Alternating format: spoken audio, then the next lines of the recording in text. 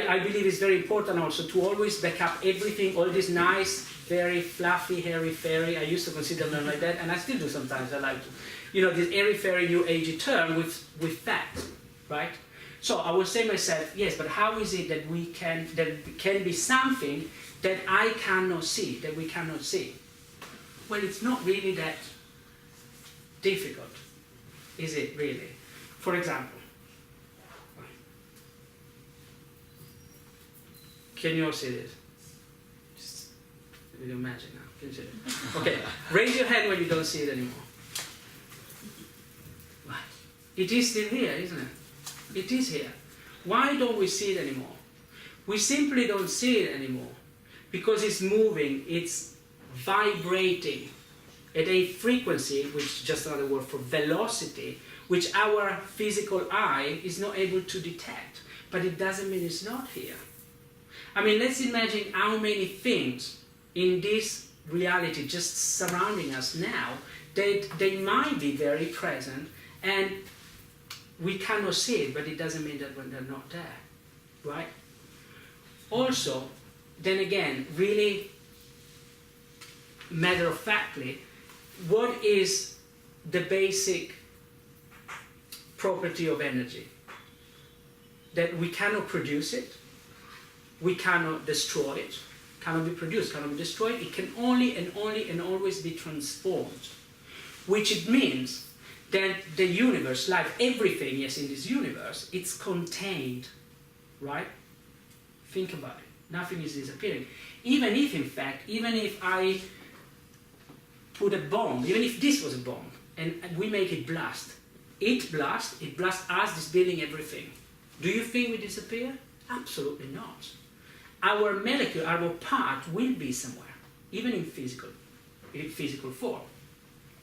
You might be thinking, but that's only physical. Apparently, even a book, if it's burned, you can get the information from a book. That book. I mean, this is what I wouldn't try to read it, but yes, but it could well make sense. This is what's quantum physics. Yes, yes, and for example, even things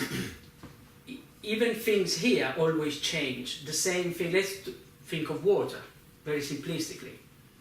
Water is what it's liquid. It's got a certain function, certain chemical component. It's still made of the same thing, but we heat it up. What happens? It evaporates. We cannot see it anymore. We will swear it's not there. Different function, but it's there. We can't see it. Then it might become a cloud. It's still intangible, so to speak, but we can see it, but it's not solid. We could lower the temperature, it becomes ice, it's solid, again, different function, same thing. How do we explain that?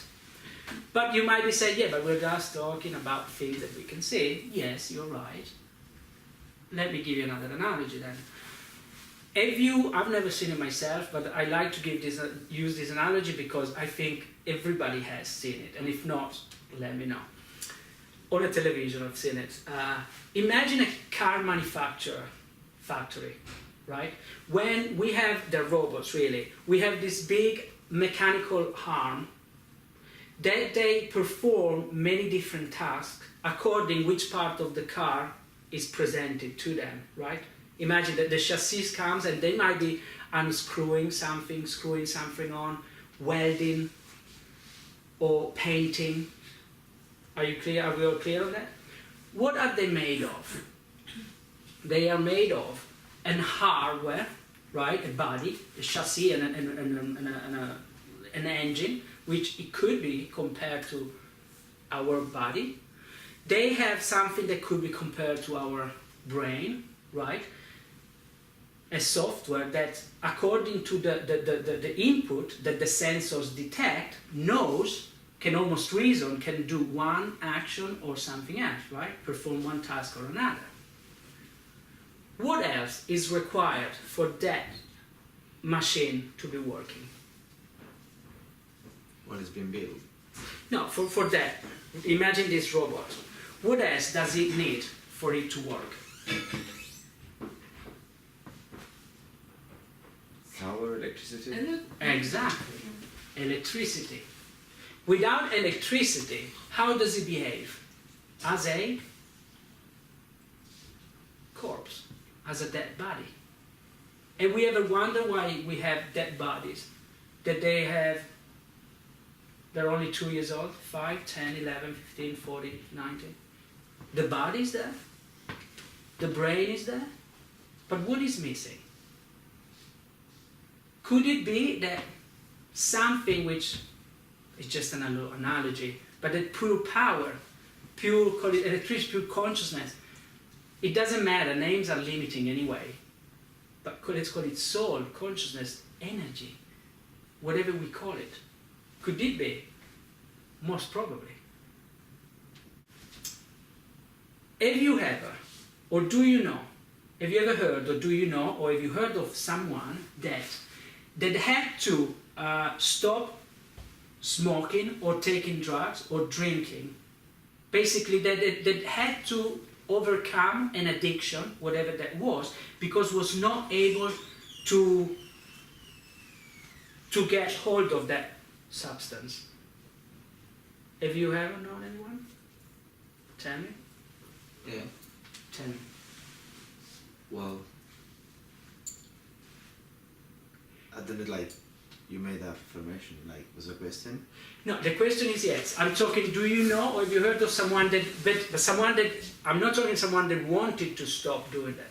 Someone that, because the reason why he had to overcome the addiction is because he could not physically get hold of it. I know. Right? Is it clear, the question? Yeah. They wanted to do it, but they couldn't possibly get hold of it, right?